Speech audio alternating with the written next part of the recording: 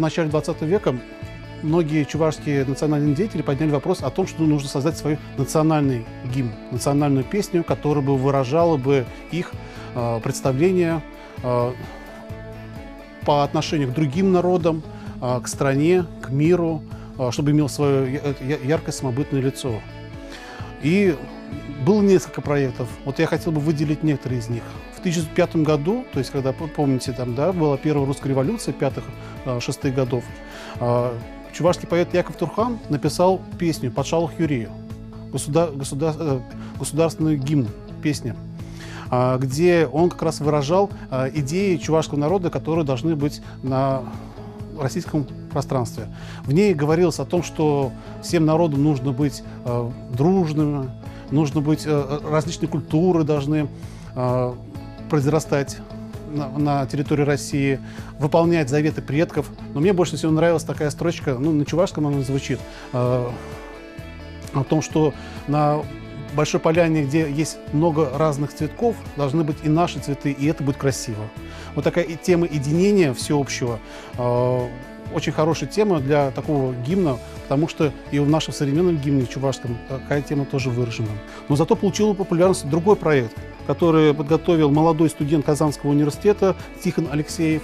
И когда в январе происходила в Казани премьера первого чувашского спектакля «Не живи так, как хочется» по пьесе Островского. Это было по новому стилю 27 января 1917 года. Им была написана песня, которую он так назвал «Чувашский гимн». И вот эта премьера этого спектакля превратилась буквально такое в национальное общее действие. Там было огромное количество людей собралось, единодушно.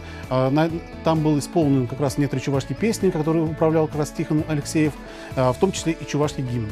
И на такой вот волне все решили, то есть, а там собрались все основные представители чувашского национального движения того времени, то, что пускай это будет чувашским гимном, национальным гимном.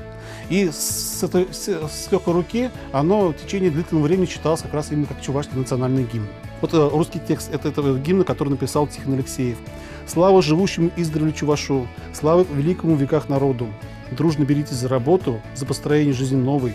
Пусть зеленеют твои поля, и море волнуется хлебам. Народ, преодолев темноту, умом поднимается высоко, тогда и слава его труду солнцем засияет высоко». Этот гимн получил очень большую популярность. В течение всего 18 года он исполнялся во многих учреждениях культурных, просветительских. В частности, мы знаем, что Степан Максимов, тоже один из композиторов тех активных тех времен, тоже своим хором тоже исполняли. Судьба этого гимна была достаточно трагичная, потому что она была не только подвергнута забвению со стороны новой власти, но и даже прямым гонениям. Тоже нашел, интересно, когда готовил, в свое время нашел такой интересный документ, постановление заведующего чувашского отдела при Наркомнации Ильмени о запрещении исполнения чувашского гимна. Ну вот в результате у них появился вот такой как же документ, и вот этот чувашский гимн надолго был стерт из нашей памяти, и только вот даже сейчас мы не имеем полностью чувашского текста. Ну, возможно, если мы будем еще дальше активнее изучать наше наследие, то может выйти и другой там чувашский текст. Так что всем пожелаю искать.